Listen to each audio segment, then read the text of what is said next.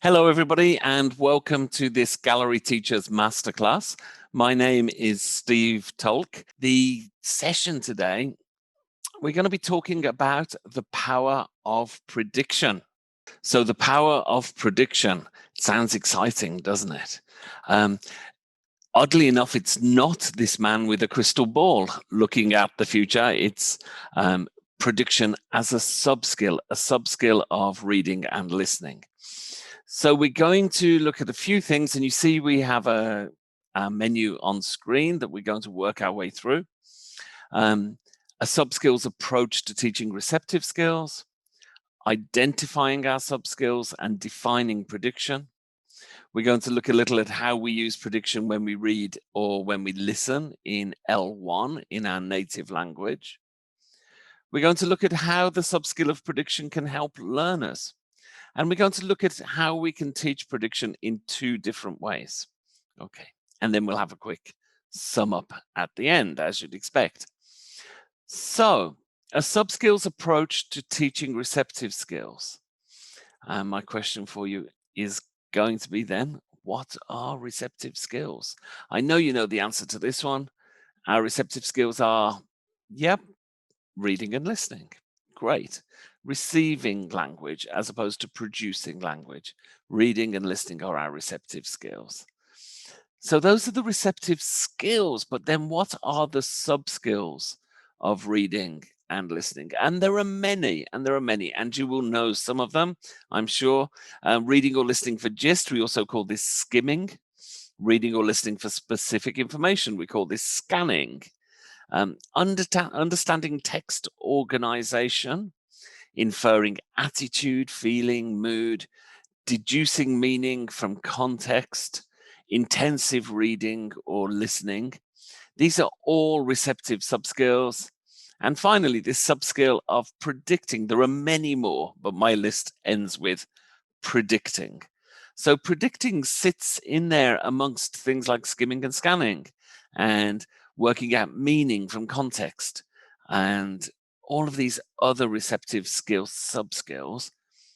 And we have this predicting or prediction. What is it? Well, we're going to look at that in a minute. But first of all, let's look at why it's important that we take a subskills approach. Because we teach listening and we teach reading, right? But actually taking it down to these subskills, this step-by-step approach to building proficiency, it really helps. It means that as we're doing it bit by bit, step by step, students build their arsenal of different subskills that are available to them. So they have different subskills for different tasks, and they know how to approach different tasks. They're learning in bite-sized chunks. They're not just having to learn reading or listening. I mean, that's quite a big thing to have to work out how to do, isn't it? So we do it in these bite-sized chunks, these subskills, individually, one by one. This means that students feel that success comes quicker because they're good at a particular subskill, as opposed to feeling that they're bad at reading. It might be, I feel really bad that I'm not a good reader, which is not good for them. That's not good for their confidence. But I might not be such a great reader, but I'm really good at reading for specific information. I'm really good at scanning and picking out those pieces of info. So that's one thing of reading that they're good at. Also weaknesses, this subskills approach means that our students do three things, which are all fabulous. They become more successful, more efficient, and more effective when they're reading and listening in English. And who doesn't want those three things, right? Success, efficiency, effectiveness are all great.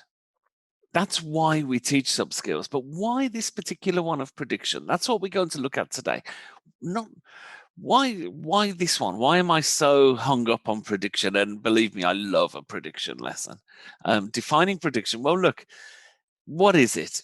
It's exactly what it says on the can. Prediction is all about predicting what's coming up in a text, either a written text or a spoken text. It's all about predicting what is coming up.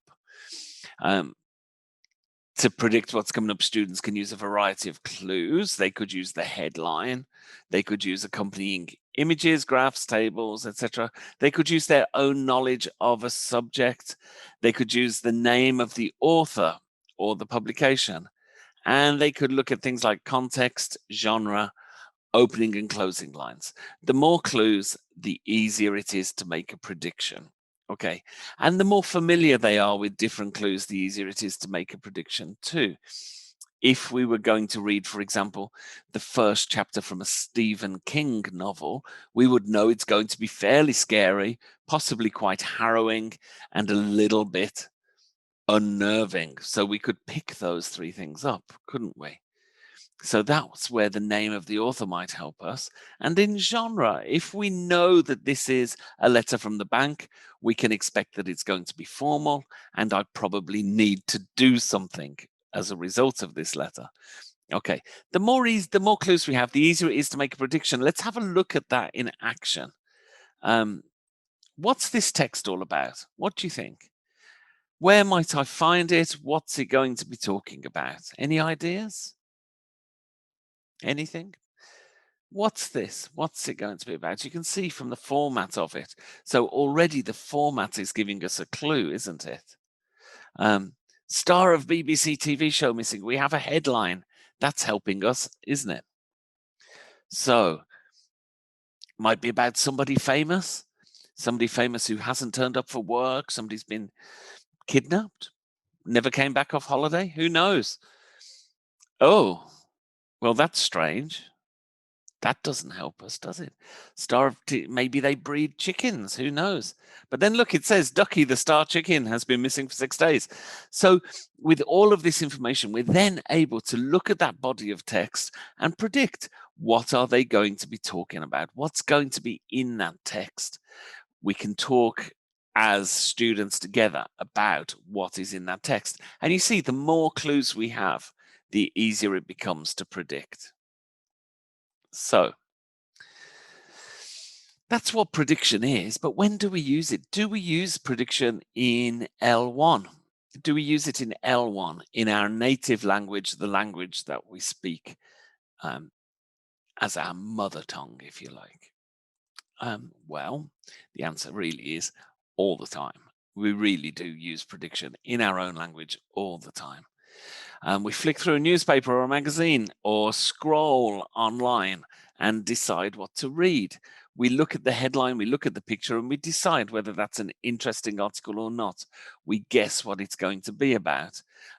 It might be about the British Prime Minister, in which case possibly you don't want to read it because we've heard enough already. It might be about COVID, and that might give you the same kind of reaction. It might be a photograph and a headline about a celebrity that you really like. And so maybe you do want to read that. But as we're flicking through, we're using prediction all the time to just make that decision. Do I read this or not? Flicking through an index of a reference book to find the right section. When we look at the headings in the index, we're predicting what is going to be in those sections all the time. When we look at a report at work, somebody hands us a report and says, "What do you think?" You think, well, I know what I do think. I don't think I've got time to read 50 pages of this report. So rather than read those 50 pages, I might look at the graphs and see if I can guess what the report is going to be telling me. Guess, predict. Yeah. We look at book covers in a bookshop, don't we? We use lots of signs when we choose a book to read, don't we? Author names, titles, is that going to be interesting or not? And we look at the pictures, and the picture on the cover, or the design, the graphic on the cover of the book.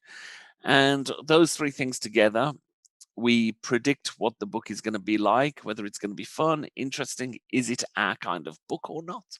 And then We do that, don't we? We decide, we make our decision. So all of these instances, there are many, many, many more, believe me, but all of these instances are where we're subconsciously using prediction, prediction, prediction in our own language. And as I use this in English, so your students will be using prediction in their own language too. So we're not teaching them a brand new skill. We're just pointing out that this is something they do in their own language, and we're getting them to do it more automatically and subconsciously in English. Okay. So why should we teach prediction? Well, look, for me, there are four benefits to having a prediction stage in a reading or a listening lesson. Okay. So the four benefits to this are success. You're giving your students a better chance of being successful. And that's what we all want, don't we? I mean, we love student success. Success breeds confidence. The more successful your students become, the more confident they become. As confidence grows, success grows. So it's this self-repeating circle, isn't it? It's just continuous. I get more success, I become more confident, I become more confident, I become more successful, I become more successful, I become more confident. And so it continues. So actually, really important. It's engaging. So students who don't like receptive skills lessons or are afraid of them or look at a reading text and go, oh, I don't want to read all of that. It's too difficult. Actually become more engaged because we're showing them a way to make a reading less difficult and they become more motivated. So as we show them how to be more successful and confident readers, as we show them how to engage with written texts or listening texts, they become more motivated to do it themselves. So they might choose to listen to a podcast at home or read a newspaper article in their own time. Um, Students who do well with reading and listening in class are more likely to read or listen out of class. That's fairly straightforward, isn't it? Great. Okay. So, do we teach prediction or do we include prediction? So, we can include a prediction stage as part of a reading or listening lesson. That's great. So we should do that. And we're going to be looking at that in a bit. But also, should we teach prediction as a subskill? So should we have not just let's predict as the prediction stage, but also let's learn how to predict. So let's have a lesson where we just predict, predict, predict, and we get better at this skill. So here we go. There you go. Look, it's easy enough to include a prediction stage, but is there an argument for teaching prediction in this standalone lesson? Well, look, prediction can be taught, so we should teach it, right? Prediction helps our students be more successful. Yep, it's definitely a useful skill to learn. It builds student confidence. Yep, we should definitely teach it, and it helps students become more natural readers and listeners. And yep, I'm definitely teaching it because the benefits of teaching this subskill in on its own in a standalone lesson are so great that we would be crazy not to.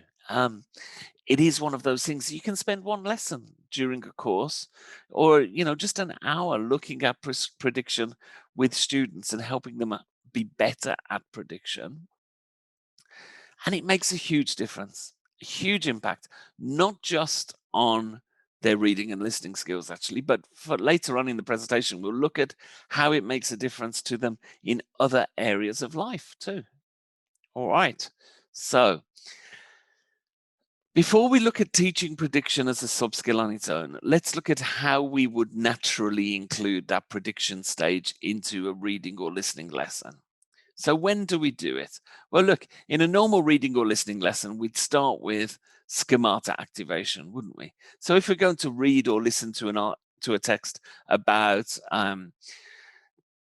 terrible journeys that people have had, maybe we want to start by talking about the journeys we make and what can happen on those journeys to make them good or bad. So that's activating schemata, isn't it? It's getting students opening up what they know about that subject and ready, therefore, to start the reading or listening task. So once they've done this, rather than jump straight into the reading or listening, you can then add your prediction task in there. So what do we do? Um, Straightforward. Ask your students to predict content. So show them the photo that accompanies the text and show them the headline and simply say, what's it going to be about? What do you think this reading will be about? What kind of things do you think they'll say in there? But there's much more that we can do than just predict content. If it fits with your lesson plan, if it fits with your subject, you could get them to predict the kind of language that they're going to be using. We're going to read a business report, so we're going to predict in there that there's lots of passive voice, for example. Tone and register, is it going to be formal, informal, neutral, friendly? Genre conventions, so what do we expect the shape of this text to be? Will it be in paragraphs? Will the paragraphs be numbered? Will there be headings and subheadings? Will there be anything like, an address, a dear, a yours sincerely, salutations, will they be there? And so on and so on and so on. So there are lots of things that we can predict, even down to who do you think they might interview in this text? We're going to listen to an interview. Who do you think they might interview? Lots of things that are great that you can do with prediction. All right. How do we do? Well, we set the prediction task. We ask them to predict in pairs or small groups, individually if you want, and we share the predictions in the open class. And this is where it's really super important. Write them down on the board. Make sure you write down what your students predict on the board, on a paper, on your screen if you're teaching online. Write them down if you can, and if possible, number them. That will make your life a lot easier. Okay. It will also make your life a lot easier if you don't have 20. If maybe you limit it to 6, 10 at a push, but ideally, 5, 6, 7 predictions, pop them on the board as the students come up with them and number them. Okay. And then what do we do? Well, then we read or listen, and using that list on the board, we check how many of their predictions they got right. Were they good at predicting or not? Okay. We do a whole class feedback and discussion, and then we continue with the article as we would. So with the text, with the listening or reading text, as per the planned activity. One of the great things about prediction like this is that, we started the lesson with this schemata activation, and prediction then builds on that schemata activation. So not just getting them thinking about it, but really pushing them to think a little bit more about what they know about this subject, what they know about this author, what they know about this genre, what they know about this kind of the country that it's written about, for example.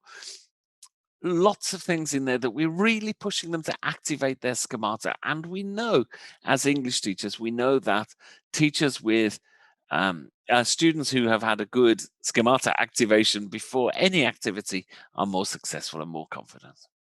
Okay, so that's how we would build the prediction stage into our lesson.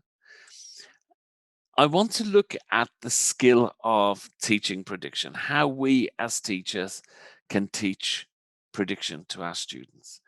And I'm going to show you from a case study that actually this is one of my old lessons. I taught this lesson a long time ago, so excuse the old looking bits of paper that I've scanned in there.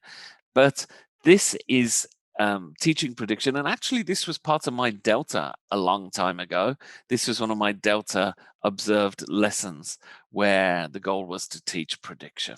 The objective of the lesson was to become more confident and more successful when we read or listen in English. And that's the objective of any lesson of prediction. It's not to become better predictors, it's to become more confident and successful when we read or when we listen. Okay. So my group that I taught, they were B2 students. It was a business English class. And what we were looking at was improving success and confidence. But here, when reading authentic texts, okay. So as business students, and many of you will have taught business English before. Many of you are still teaching business English with your students today, I'm sure. And one thing we know is that business English students often in their jobs find that they have a lot of authentic texts. And this group needed work with authentic text. So what did I do? So look, here's an article, and you can see it's an article from a magazine. It's actually from a business magazine.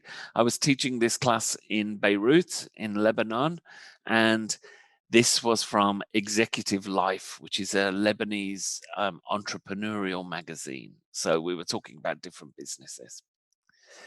And here we have stage one. Students were given the authentic text, a set of comprehension questions, and 5 minutes to answer the questions. And as you can imagine, the results weren't great. I said, here's the text, here's your questions, 5 minutes, off you go. Straight into the text like that. That's tough, isn't it?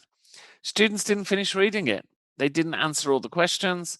And the questions that they did answer, trust me, they didn't get them right. So why was I mean like this to them? Why did I throw them straight in? Well, it's called proving a point, right? It's getting students to try something without prediction so that then when they do it with prediction, they really see the benefit. Okay. So I know I'm mean, but actually it really worked. So we tried it, we didn't succeed. So then the next step, stage two, I gave a similar text, an authentic text. And actually this magazine was really good because every month it had a very similar success story. So I was able to pull out 5 or 6 of these that we worked on during the lesson, and they all had an identical format. If you want to do this, look for something like a newspaper column or a magazine regular feature that you can replicate. So I chose a similar text, and before reading, students were given 6 cards, and they could turn these cards over one at a time. And here they are. Here are those cards. And the first one had the heading. There was one with a subheading, one with the picture, an opening paragraph, a closing paragraph, and useful words or phrases. And these things all together started to make a picture of what they thought the text might be about. So as they turned these cards over one by one, in their pairs, in their small groups, they discussed what they thought the article would be about. What's this going to be about? And I gave them some questions. What's it going to be about? What do you think it will say? Who do you think will be speaking in there? So we wanted to see the theme, the content, the paragraph plan, people mentioned, and why. And one by one, they turned these cards over and discussed a bit further, slowly building up their picture of what they thought the article would be. And then obviously we agreed these predictions and we popped them on the board, because what do we always have to do with prediction? We always have to write it on the board. We have to write those predictions down, because you can't say predict and then say, were your predictions correct? They've forgotten what their predictions were. We have to write them on the board. So then stage 3, I gave students the actual task. I gave them the same number of comprehension questions that they'd had in the first text and the same 5-minute time limit. What do you think? How do you think they did? They were incredibly successful. They read the article within the time limit, and they answered the questions, and they were mostly correct with those questions. It was just fab. And it was like a light had been switched on for them. I promise you, the reaction was amazing. As a teacher, I felt so energized after this lesson because I could immediately see that I had given my students something that they were able to use immediately and that I knew would change how they read in real life. And I knew that this group of students read a lot of authentic texts in real life. So I knew that they were leaving that room with something that was really helpful. So stage 4 was a reflection stage, and we looked at why they felt they were more successful. We talked about a lot about how this made them feel. We talked about that self-confidence, about that confidence boost that this had given them.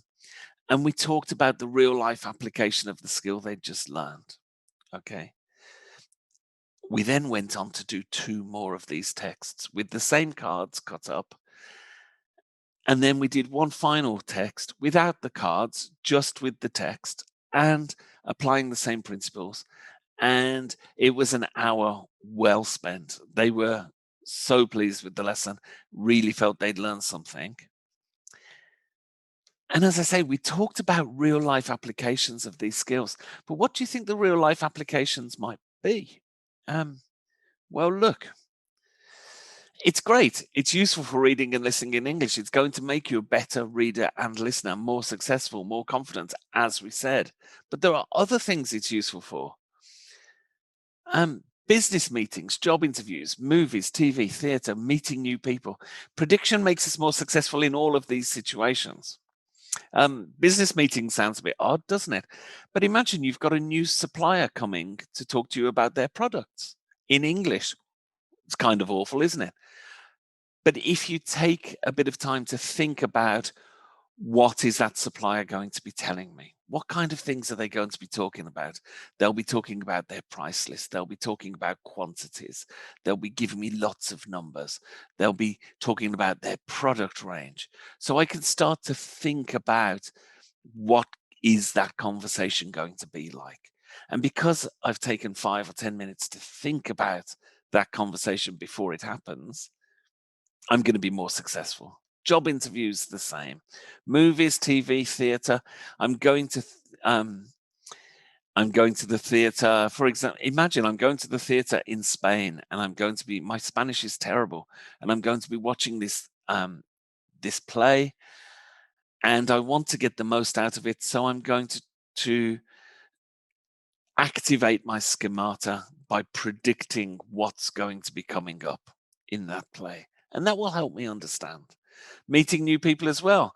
What kind of thing are they going to be talking about, do I think? What do I know about that? Predict, predict, predict. It makes us more successful, more confident in all of these situations. So look, in summary, prediction increases student confidence and success. More success means more confidence means more success, and so on ad infinitum. It's useful for reading and listening. It's also for other situations, and it's a real life skill that makes a difference. It's teachable. So my advice to you is make it part of your classroom routine. Teach prediction, and then when you're running a receptive skills lesson and you're doing reading or listening, make a prediction stage part of that routine. Okay, so teach it and then repeat it. Okay, so that's the power of prediction. The power of prediction is quite simple. Prediction is so powerful. It gives us a way to become more successful as readers or listeners. And as we become more successful, we become more confident. And as we become more confident, we become more successful. So the power of prediction really is that. It's a simple tool that will make your students more successful and more confident readers and listeners of English. A subskills approach is so useful because we give our students the opportunity to learn a skill in bite-sized chunks. That means rather than the daunting task of reading or listening. We can look at little bits of it, and it means that they can be more successful and more confident as they go. So, for example, I might find reading really difficult, and that makes me not like reading and feel like a failure.